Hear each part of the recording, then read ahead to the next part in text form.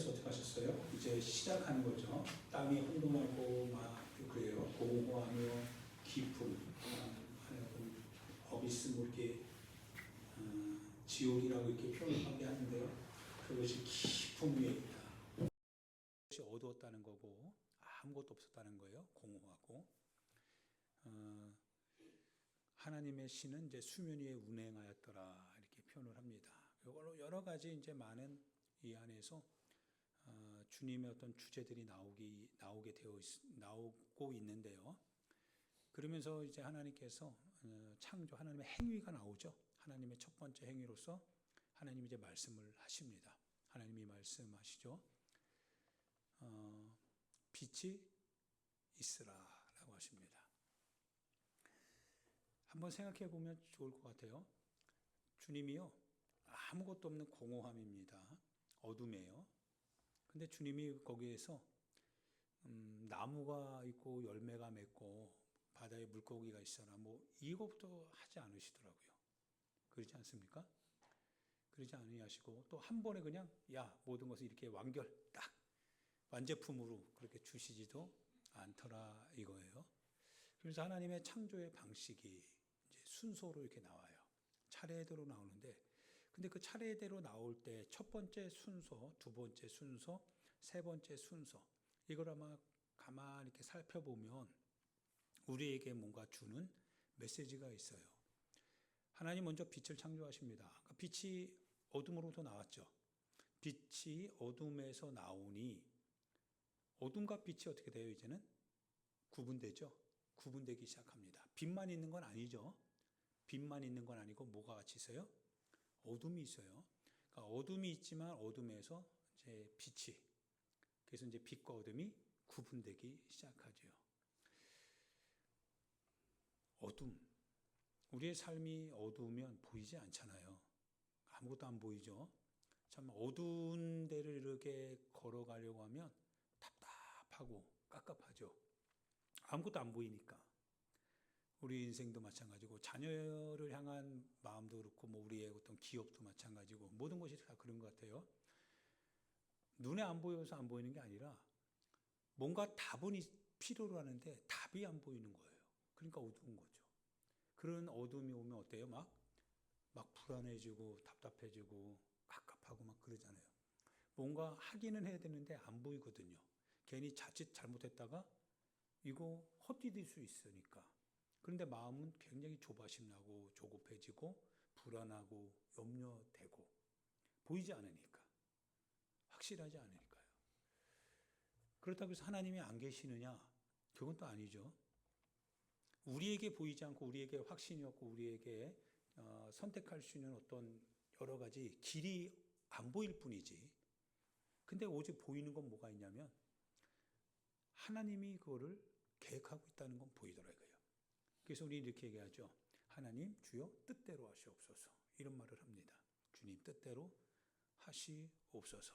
그게 실은 우리가 볼 수 있는 오직 하나의 길이죠. 통로죠. 근데 하나님의 뜻대로 하시옵소서라고 하는 그것이 우리 현실 속에서 우리가 추측할 수 있는 건 하나도 없어요. 그렇지 않습니까? 어떤 식으로 하나님이 우리에게 나타날지 그 갈등하는 그 순간에 우리 마음에 불안이 있으니까 갈등하는 거죠. 근데 그 불안을 해결해 주면 좋은데 그게 우리가 원하는 답인데 근데 그 불안함, 그 갈등 그거를 해결해 주지 아니하실 때도 있습니다. 우리가 원하는 답이 아닐 수도 있죠. 그러니까 주님 뜻대로 하시옵소서라고 하는 것은 우리가 추측할 수 없는 거예요. 우리가 예상할 수도 없어요. 그게 바로 어떻게 보면 신앙이 가지고 있는 위기인 것 같아요. 신념이라면 좋을 텐데, 그죠? 신념이라면 차라리 확실해질 수 있으니까. 그러면 선택도 깔끔할 수 있으니까. 근데 하나님 주여 뜻대로 하시옵소서라고 하는 그 말은 굉장히 신념의 입장에서 보면 애매모호한 거예요. 주님 뜻대로 하시옵소서. 그게 뭐냐? 그래서 뭐 하겠다는 거냐? 어떤 걸 결정할 건데? 너무 모호하죠. 그런데 우리가 확실하게 알 수 있는 건 뭐냐면 세상에서 모호한 바로 거기에 우리는 세상에서 가장 확실한 그런 하나의 길, 통로가 있다는 것.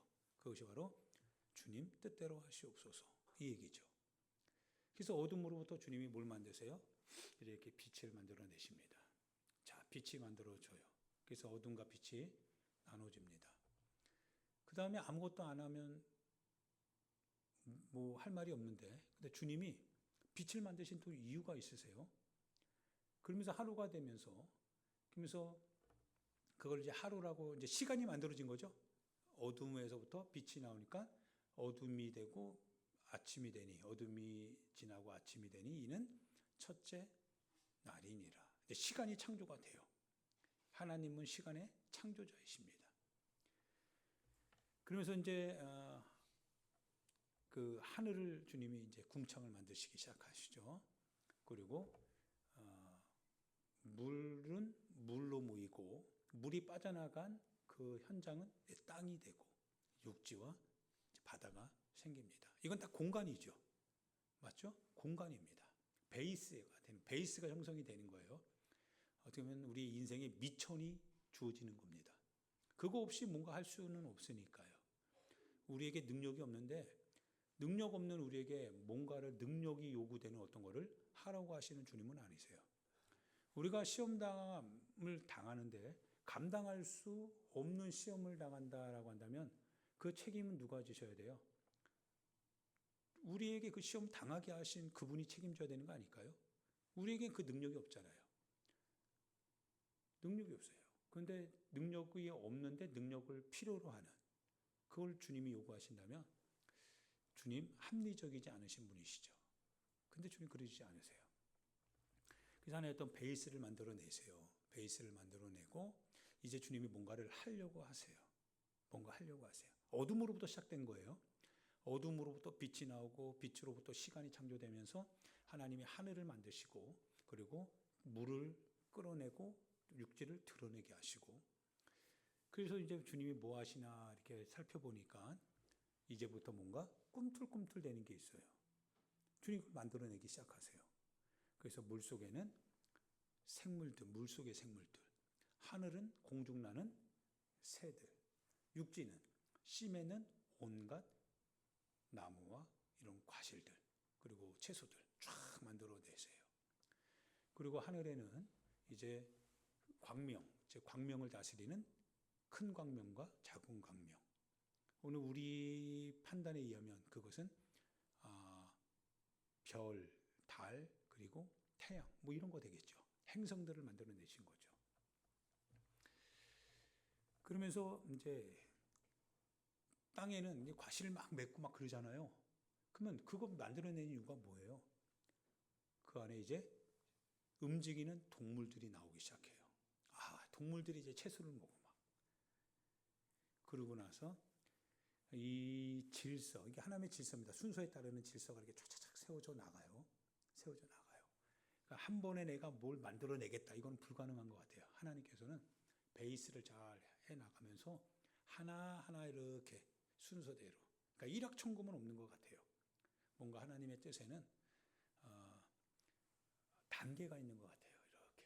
근데 우리는 그 단계를 초월해서 뭔가 대답을 얻으려고 하다 보니까 그러니까 이제 불평도 나오고 원망도 나오지만 그러나 실은 때로는 고난도 그래서 하나님의 은혜죠. 고난도 단계가 되니까요. 어둠이라고 하는 단계가 되니까. 그래서 그 어둠이 있어야 빛이 드러나는 거니까요. 그러면서 주님이 이제 동물들을 다 만들어내시고요. 그러면서 이제 주님이 누구를 창조하세요? 여러분과 저를 창조해내십니다. 근데 여러분과 저는 좀 달라요. 누구와? 이 동물들과 세상 천지와 좀 달라. 차이가 있는 건 뭐냐면 세상 천지는 하나님의 말씀으로 이렇게 창조하셨어요. 근데 우리는 이제 하나님이 흙으로 그걸 빚어서 그러고 나서 주님의 생기, 즉 주님의 영을 영적인 생물이 된 영적인 이제 사람이 된 거죠. 주님의 생기를 부어 넣어 주세요. 그래서 이제 우리는 생명, 네페시 이제 호흡할 수 있는 것 같은 사람이 됩니다. 근데 특징은 뭐냐면 주님이 왜 우리를 그렇게 하셨냐라고 할 때 바로 그 주님은 주님의 형상, 하나님의 형상을 닮은 그런 인간을 하나님이 창조하기를 원하셨던 거예요. 자, 하나님이 질서를 가지고 세상을 다 창조하셨어요. 그리고 그 형상인 우리로 하여금 그걸 다스리게 합니다. 하나님의 질서를 우리는 알고 있어요. 그리고 그 질서를 가지고 이제 세상을 우리는 바라볼 수 있죠. 그리고 그 주님이 하나님의 형상이니까 하나님의 어떤 주권, 마찬가지로 우리에게도 뭐예요? 노예의 의지가 아니라 주님의 자유주권, 자율권, 그걸 우리에게 주셔야 되는 거죠. 사랑이라고 하는 하나의 단서 안에서 우리는 묶이기 시작합니다. 우리가 의도하지 못한 채로 끌려간다면 그거는 사랑이 아니죠. 그거는 뭐예요? 그냥 로봇이죠. AI죠. 그건 사랑이라 말할 수 없습니다. 그런데 하나님은 우리를 통하여서 하나님을 실은 선택해야 되는 건데, 근데 선택할 수도 있고 안 할 수도 있는 참 위험한 모험을 주님이 하시는 것 같아요. 그게 하나님의 사랑입니다. 그리고 우리에게 계명을 주세요.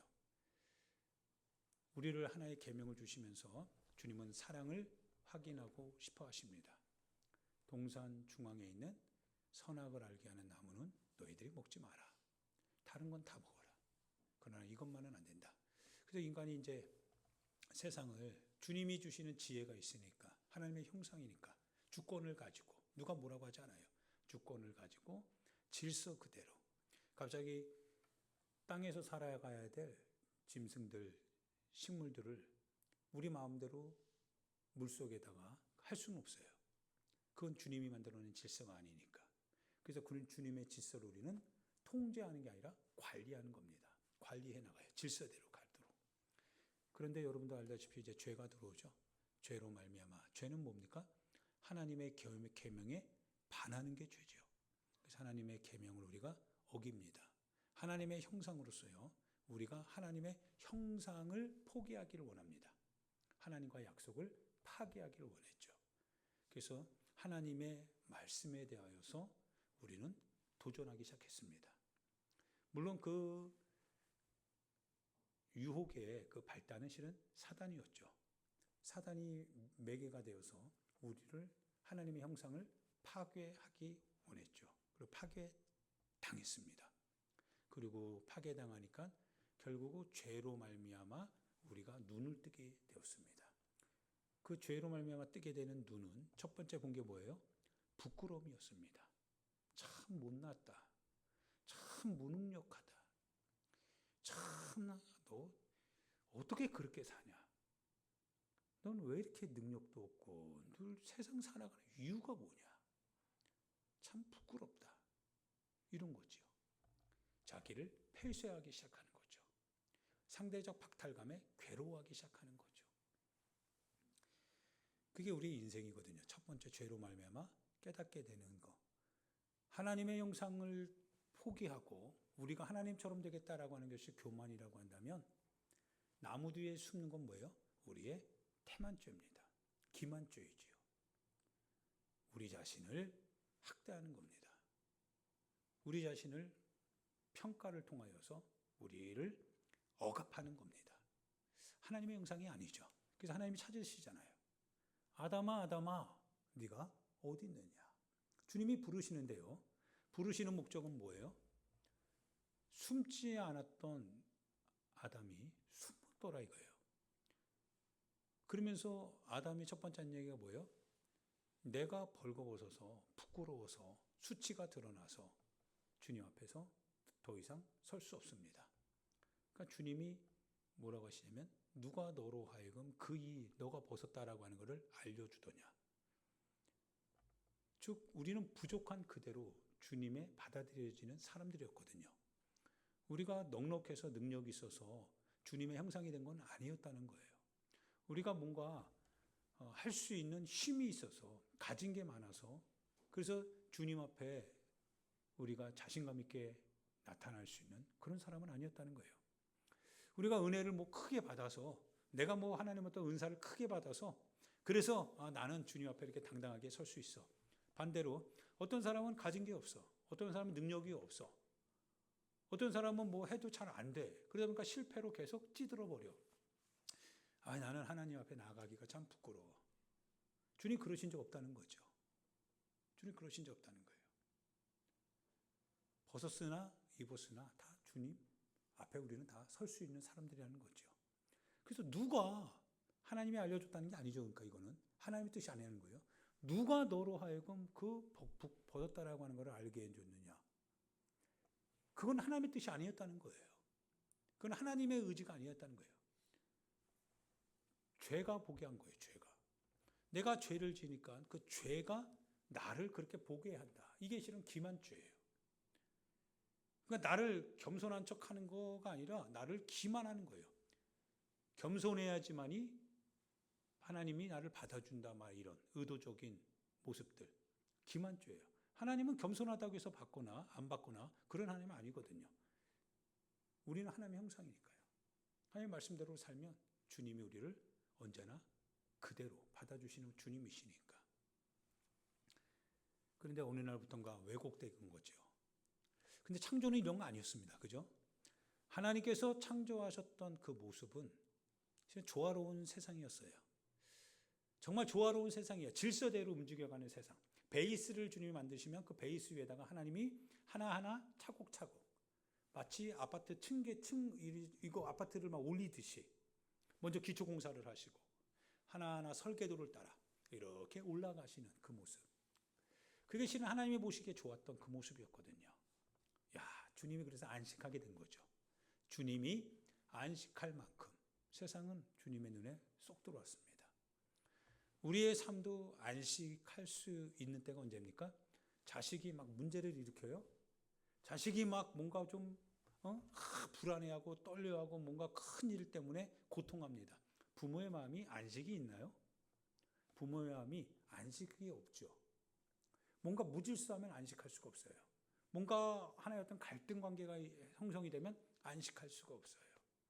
모든 거는 그래서 질서를 잡아가야 돼요. 질서를 잡아가고 질서대로 움직여갈 때 실은 그게 바로 안식이 됩니다. 하나님이 안식을 하셨어요. 그 모든 이 세상의 이 원리대로, 순리대로 질서를 잡힌 그대로 밸런스가 맞춰진 그 삶의 인간의 그 모습 모든 걸 보니까 주님이 안식하실 수 있었어요. 안식합니다. 그리고 그날을 거룩하게 하셨어요. 그게 안식일이고 그게 다가올 하나님의 나라이죠. 하나님의 나라에는 갈등이나 그런 게 있거나 그러면 안식할 수가 없잖아요. 그래서 하나님의 나라는 안식하는 나라입니다. 온전히 하나님의 질서대로 이렇게 펼쳐져 가는 그 나라. 그래서 그곳에 여러분과 내가 안식할 수 있는 나라. 서로 이혼이 사람하고 저하고 막 갈등 관계가 형성돼서요. 저 사람이 무슨 생각하고 있나. 얼굴은 이렇게 보는 것 같은데 속에는 뭐예요? 뭔가 칼을 갈고 있다면 그거 약간 이렇게 느낌이 있잖아요. 삐딱 그러면 느낌이 있잖아요. 그러면 안식이 돼야 안 돼요? 안식이 안 돼. 근데 하나님의 나라에도 그래 봐. 하나님의 나라에서 안식할 수가 없어. 그럼 우리는 그 나라가 해결되지 않은 나라, 완전하지 않은 나라. 그럼 우리는 또 다른 완전한 나라를 구할 수밖에 없지요. 그 나라가 그래서 우리 가운데 오게 되면 실은 안전한 나라, 이 평안한 나라, 평안입니다. 편안이 아닙니다. 평안한 나라. 주님이 원하시는 대로, 주님이 목적하셨던 그대로. 그러면서 인간이 하나님의 형상을 따라서 하나님이 주시는 그 하나님의 창조 세계에서 다시금 주님과 함께 할 수 있는 상대적 박탈감이나 못났거나 잘났거나 부족하거나 많이 있거나 그거에 의해서 사람이 평가되는 것이 아니라 누구나 다 나무가 있다 해도 나무 뒤에 숨지 않을 수 있는 그와 같은 하나님의 나라. 그것을 주님이 보시기에 좋았다라고 하시는 그 나라. 하나님의 나라겠죠. 그러나 현장은 그러지 않죠. 현장은 정말 그러지 않습니다. 불안합니다. 염려가 됩니다. 갈등도 생깁니다. 좋았을 때는 한없이 좋은데 근데 약간 좀 스트레인이 걸리면 이게 불안해. 뭔가 갈등이 되고 갈등이 해결 안 되면 속이 막 상해가고 그러면서 혹시나 저 사람이 나를 뭐라고 하고 있는 건 아닐까. 행여나 저 사람이 앞에서는 뭔가를 주는데 근데 그게 혹시나 미끼는 아닐까. 물면 큰일 나는 거 아닐까. 뭔가 좀 깨림칙하다. 세상은 그러죠. 절대 그래서 세상은 뭐가 없다고요? 공짜가 없다고 합니다. 공짜가 없다고 해요. 그 말은 뭐예요? 모든 선에는 하나의 어떤 보이지 않는 하나의 어떤 목표가 있다는 거예요. 그림자가 있다는 거죠. 그래서 그것을 사람들에게 또 가르치죠. 가르칩니다. 자식들에게도 가르치죠. 다 믿지 마라. 모든 걸 다 믿지 마라. 보는 대로 다 인정하지 마라. 확실하지 않는다면, 그렇다면 항상 의심해봐라. 참 세상은 안식이 없습니다. 불안합니다. 주님의 세상은 그러지 않았거든요. 하나님의 나라는 그러지 않았습니다. 근데 세상이 죄로 말미암아, 그래서 아담이 죄를 짓고 나서 어떻게 됩니까? 그 아내를 향하여서 이제 책임을 전가시킵니다. 저 아내가 그랬어요. 저 하나님이 나를 위하여서 지어주신 저 하와가 나를 그렇게 속였습니다. 저 여자의 꿍꿍이를 내가 모르고 그렇게 된 거예요. 그러니까 여자는 뭐라고요? 피조물을 향하여서 환경을 탓합니다. 뱀을 탓합니다. 의심이 발생되기 시작했던 거죠. 하나님께서 원하시는 세상이 아니었습니다. 하나님께서 원하셔서 안식하셨던 그 세상은 이제 인간의 죄로 말미암아 파괴됐습니다. 그럼 여기서 끝냈을까요? 주님이 그러지 않으셨습니다. 주님이 다시 우리에게 하나님의 나라가 무엇인지를 보여주기 시작했습니다. 알려지도록 주님이 이제 행동하기 시작했습니다. 그 결정적인 분이 누구세요? 바로 2000년 전 우리 가운데 오신 예수 그리스도이십니다. 그분은 2000년이라고 하는 시간의 한계 속에 갇혀 있습니다. 그죠? 그분은 영원히 우리 가운데 육체로 살아계신 그분이 아닙니다. 2000년 전에 살다가 그래서 십자가에 정죄당하고 심판당하고 인간의 손에 의하여서 처형당했던, 자기 민족에 의하여서 정죄당하고 로마인에 의하여서 십자가에 처형당했던 유대인의 왕, 그분은 한계 가운데 있었던 예수이십니다. 예, 예수님이셨습니다. 그 예수님이 바로 그 이스라엘 땅에서 태어나시고 그분이 우리를 위해서 우리는 십자가에 죽으셨다라고 고백했습니다. 그러나 그분은 여전히 한계 가운데 있고 그분은 여전히 늘 언제나 능력의 이 한계치 안에서만 활동할 수밖에 없었던 그분이셨습니다. 그런데 그분이 바로 하나님께서 우리에게 보여주시기를 원하셨던 바로 하나님의 창조, 하나님의 나라의 모습이었습니다. 사랑하는 여러분, 하나님의 나라, 하나님의 창조, 하나님의 역사, 그 예수님 안에 이루어진 모든 사실들, 우리는 그거를 지금 기다리고 있습니다. 그 나라 안에서, 그 예수님 안에서 창조 시에 우리 하나님께서 보시기에 좋았다라고 하셨던 그 역사를 우리는 기다리고 있습니다. 바로 그분을 우리는 바라보고 있습니다. 그분 밖에서 있는 우리 현실은 여전히 실은 정죄당하는 현실이고 심판당해야 될 현실입니다. 왜냐하면 우리가 원하는 그 하나님의 나라, 그 나라의 주권을 가지고 계시는 예수님을 이 현실, 이 나라, 인간, 우리 어떻게 했습니까? 우리는 그분을 정죄하고 심판했거든요. 우리 스스로를 드러냈거든요. 우리가 정죄당하는 자들입니다. 이 땅, 이 현실은 하나님의 현실, 하나님의 땅을 밀어내고 십자가에 처형했던 그 땅, 그 현실입니다. 우리는 그분을 보면서 우리 자신의 모습을 보게 되거든요. 그리고 그 예수님이 살아계실 때에 하나님의 나라가 어떻게 이루어지는지를 우리에게 알려주셨습니다. 세상은 너무 불공평하고 세상은 너무 불평등한 것 같고, 그리고 약자는 한없이 약자가 되어야 되고 강자는 끊임없이 약자의 것을 통해서 더 강해지는 빈익빈 부익부 현상도 마찬가지고, 많은 일들이 이렇게 일어날 때요, 예수님이 우리 가운데 오셨습니다. 하나님의 나라를 우리 가운데 보여주시기 시작했습니다. 그분이 오셔서 그분이 일하기 시작했습니다. 그분이 말씀을 전하기 시작했습니다. 사람들이 막 몰려왔어요. 몰려오는 그 사람들 중에는 군중들이 대부분이었지만, 그러나 예수님을 팔려고, 예수님의 말씀을 꼬투리 잡으려고 하는 권력자들도 있었습니다. 반대로 예수님을 한없이 고대하는 사람도 있었습니다. 한없이 예수님을 바라보고 예수님을 만나기를 소망하고 예수님을 통하여서 뭔가 자신의 문제를 해결해 볼 수 있는 그 답을 찾기를 원했던 사람들도 있었습니다. 그런데 그 사람들은 다 보면은 이 불균형이 있죠. 거기는 뭔가 불평등함이 있습니다. 상대적으로 박탈감을 느끼는 사람이 있고 우월한 사람들도 있고 그랬습니다. 그 많은 사람들 가운데에서 예수님이 계셨던 겁니다. 그분은 하나님의 나라입니다. 보시기에 좋았던 바로 그 말씀을 하셨던 바로 하나님 그분이셨습니다. 그분이 우리 가운데 오셨던 거예요.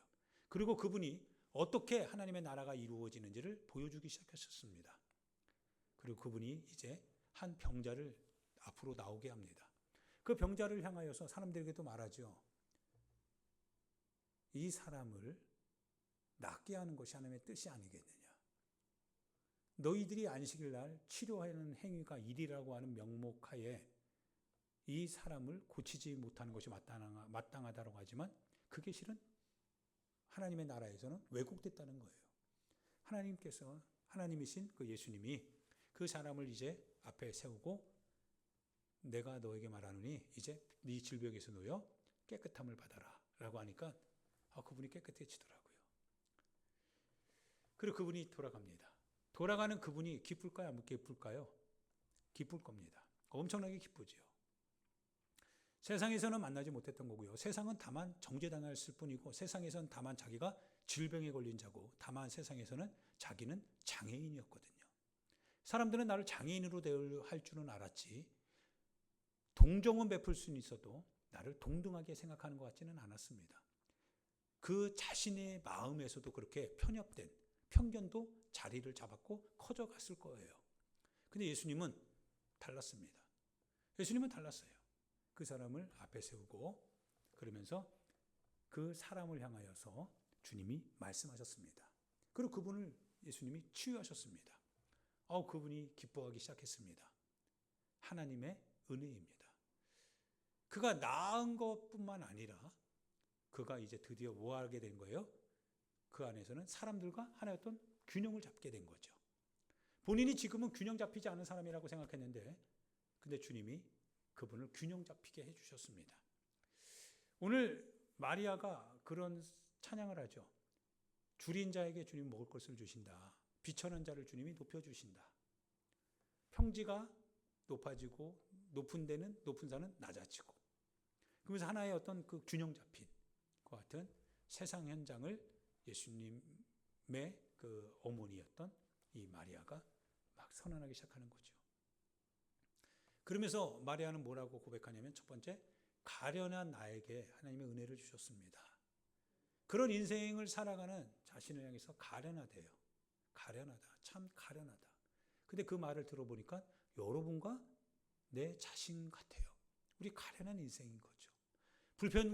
불평등한 세상 현실에서 어떻게든지 그 안에서 살아남으려고 발버둥 치지만 그러나 내가 조금 앞서가면 다른 사람은 뭐 더 앞서가는 것 같아서 그래서 다시금 또 밀려나가고 그러면서 할 수 없는 그 나의 한계에 부딪혔을 때 절망하게 되고 낙심하게 되고 낙담하게 되고 그런 가련한 인생 참 가련하다. 언제까지 이런 삶이 계속될까? 언제까지 나는 왜 저 사람처럼 저렇게 못할까? 저 사람처럼 많은 걸 갖고 있지 못할까? 저 사람처럼 저렇게 똑똑하지 못할까? 저 사람처럼 왜 좀 이렇게 수저가 좀 좋은 수저로 내가 차라리 태어났다면 그럼 좀 더 잘 됐을 텐데 나는 왜 가난한 집에 태어났을까? 자기를 어둠 속에 한탄하게 되었던 거겠죠.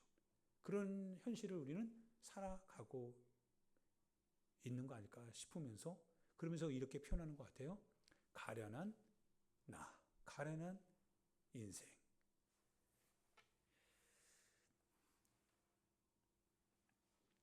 (48절에) 보니까 그의 여종의 비천함, 가련함이죠. 비천함을 주님이 뭡니까? 돌보셨도다. 주님이 이런 여종의 비천함, 가련함 이거를 주님이 돌보셨도다라고 말하고 계십니다. 하나님의 나라는 돌보는 나라죠.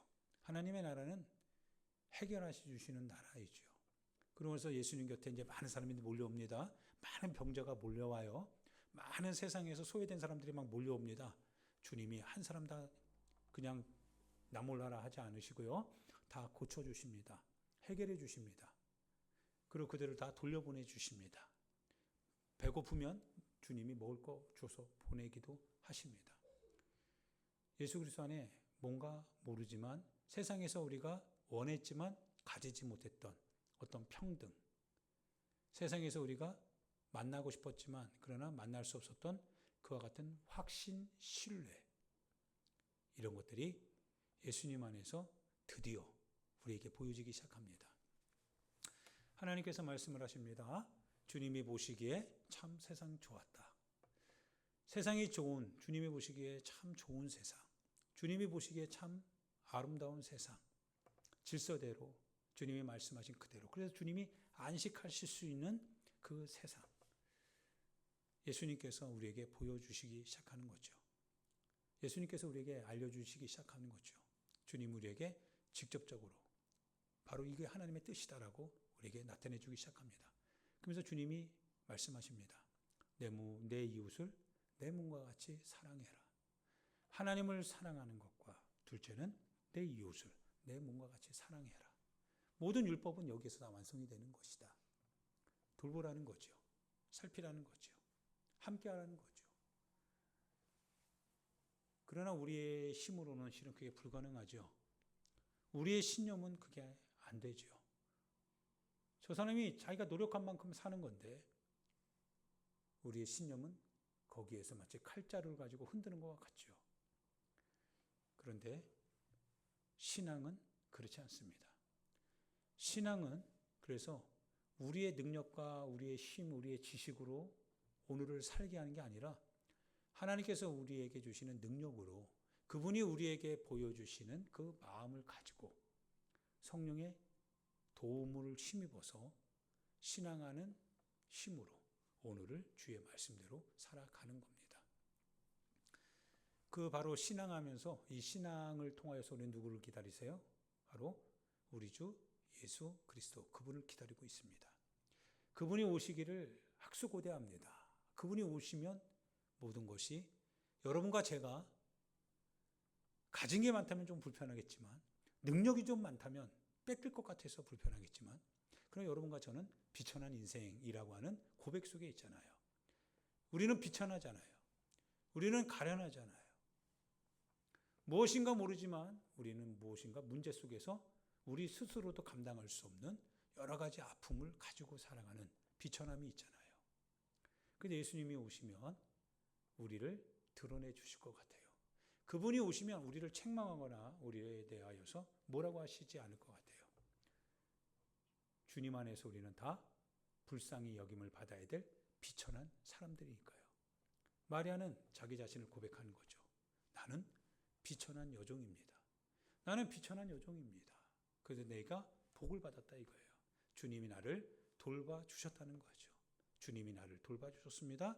나 같은 비천한 사람을. 주님이 보시기에 그게 아름다운 세상이었던 거예요. 주님이 보시기에 주님이 창조하셨던, 그래서 주님이 안식하실 수 있었던 주님 보시기에 참 좋았더라. 그게 우리 세상이었습니다. 할렐루야. 그 나라가 이제 옵니다. 그 나라가 옵니다. 예수님 안에서 그 나라가 옵니다. 그리고 우리는 그 나라를 기다리면서 신념을 가지고 사는 게 아니라 신앙을 가지고 살아가는 겁니다. 나는 비천한 사람인데 그런데 주님이 나를 받아주시고 받아주시는 그 주님이 하나님의 나라가 어떠한지를 나에게 소망으로 보여주셨으며 갖게 하셨으며 그래서 그 주님이 그 하나님의 나를 통하여 나의 삶의 현장에 보이고 실천하기를 원하신다라고 하는 것. 현실의 눈에는 너 왜 그렇게 살아? 라고 하는데 근데 신앙으로는 뭐예요? 이렇게 사는 것이 주님이 원하시는 마음이고 주님이 원하셨던 아름다운 세상이었어 라고 고백하면서 그렇게 우리 기도했던 대로 핍박을 받으면서 주님의 길을 따라가는 그러한 선택과 결단을 하는 사람들의 삶, 그게 바로 여러분과 내가 살아가는 삶이죠. 할렐루야. 같이 이 시간 하나님 앞에 기도합시다. 사랑하는 여러분, 우리 예수님이 이제 목요일 날 상징적으로 우리는 성탄절을 통해서 주님이 오셨다라고 하는 것을 이제 알며 그러면서 미리 준비하는 시간을 갖고 있습니다. 하나님이 원하시는 삶입니다. 주님이 원하시는 것은 균형 잡힌 삶입니다. 주님이 원하시는 것은 누구 한 사람 박탈당하거나 어떤 약자라고 하는 것 같은 아픔 속에서 고통하는데도 그것을 외면하는 그런 세상이 아니었습니다. 크고 작음은 있을 수 있고 많고 적음은 있을 수 있지만 주님이 원하셨던 것은 조화로운 세상이었습니다. 누구나 다 조화를 가지고 있는 세상, 교회가 아닌가 싶습니다. 성령의 은사가 아닌가 싶습니다. 머리를 주로 삼고 그리고서 몸인 여러분과 내가 지체된 역할을 감당하면서 서로 돕는 것 같은 모습들. 그래서 하나의 몸을 이루는 것. 밸런스가 잡혀 있고 균형이 잡혀 있는 그런 삶. 하나님의 나라. 주님이 기뻐하시고 안식하시는 나라. 바로 그 나라를 우리 예수 그리스도 안에서 우리에게 주셨습니다. 그리고 그 주님이 재림의 날 성취하실 겁니다. 우리는 그 주님을 기다립니다. 그 주님의 뜻대로 살아가면서 주님을 기다립니다. 우리 그 주님을 기다리는 마음으로 주님 오시는 날까지 바로 주님이 원하셨던, 주님이 기뻐하셨던, 주님이 안식하셨던 그 삶을, 그 모습, 그 태도를 우리가 살아가게 해달라고요. 우리 하나님 앞에 기도하도록 하겠습니다. 같이 기도합니다.